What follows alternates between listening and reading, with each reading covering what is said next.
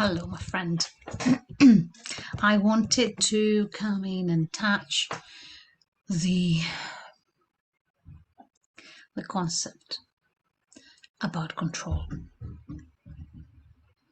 And from, I guess, a psychotherapeutic point of view, from a psychological theory point of view, to recognize that control has been one of our primal survival mechanisms through which we have learned from society and our conditioning to have a sense of safety, often very psychological safety. Okay, so in many ways it's an elite issue to be dealing with when we are privileged enough and not in a space that threatens our life, like many people are on our planet right now, to talk about these matters. And on some level, we have reached a level in our humankind that these very strategies that have been born for our survival, perhaps on some level, are now threatening our survival, our psychological survival. However, I wanted to come in because my background, psychotherapist, rooted in non-duality, in the understanding that we are freedom, our essence is freedom. And this freedom has gifted us the space and the ground of exploration to see what it's like to fall under the illusion of control. Now, I often hear in the spiritual communities, in parts that I'm in, a kind of division that might appear to happen, that this path is better or this path is better. That you cannot say illusion is the control is an illusion. You cannot say that we are an illusion. And other approaches that say, well, actually, it's not an illusion. You know, it's all about embodied awakening and somatics and what's in the body.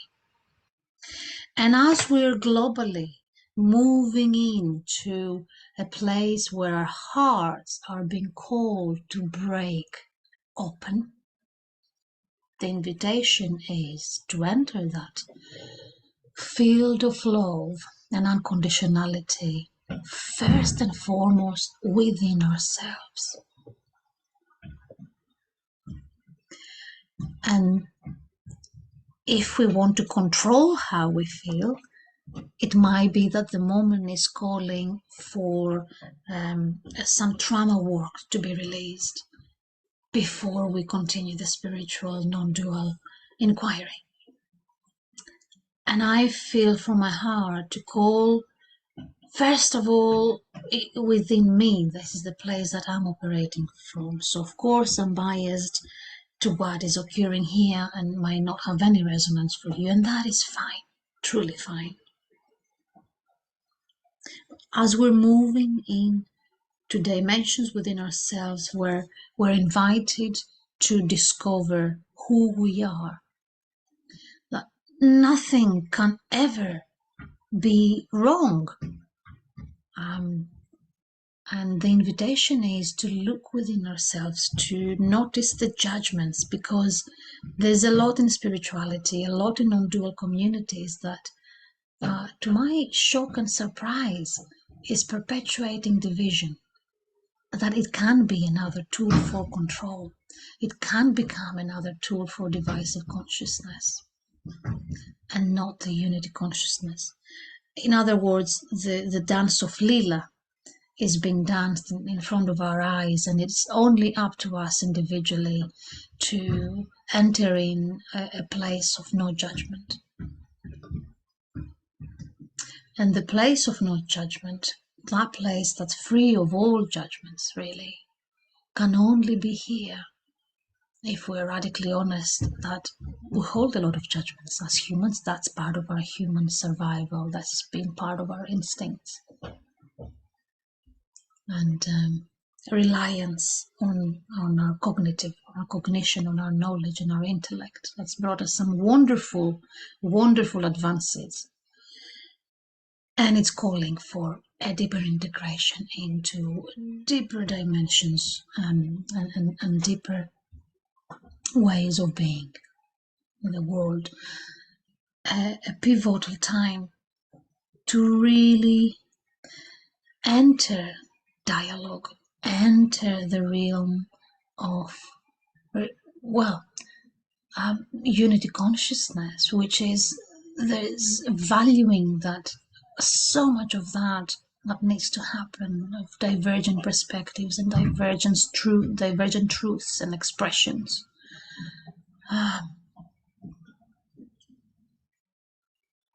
So when I'm working with clients, like I was working with somebody this morning, the way that I'm working is very much a moment-to-moment attunement of what the moment calls.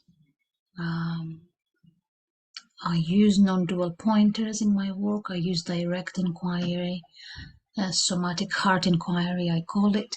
We're inviting clients to tune into the universal heart space. But of course, we're humans, we cannot dismiss that too. So when trauma release is invited, when the parts that are activated in the system are calling for a release, we welcome that too, and we're assisting that too. So it's almost like I'm inviting a field where non-separation, that all is one, that the parts can unburden and relax the wounded energy that they're carrying, and then fall back in the embrace of freedom and an unconditional holding. And we use that through metaphors, through anchoring somatically, really molding my work on how the person is understanding their world. For some, that might be intellect.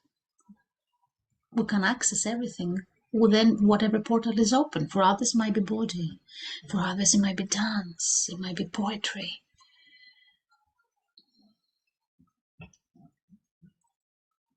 So I wanted to talk about that a little bit. Because for a while there's been a dance in my story about which is right or wrong, and it's all becoming an integrated whole, and I'm falling deeper and deeper into a sense of experiencing zero need to even separate, because the knowing that we're not separate, we're spirit and matter, matter and spirit. And the invitation to fully free fall into our shared heart and our shared ground, our shared being that a lot of contemplative traditions talk about. If you're feeling in your heart to inquire deeply into your true essence through the beautiful animal human that you are, then human animal rather, then reach out. I'm also holding a heart inquiry group every 2 weeks, to which you're welcome. Thank you for listening. If you have been listening until now, from the depths of my heart, and I'm wishing you a lovely day.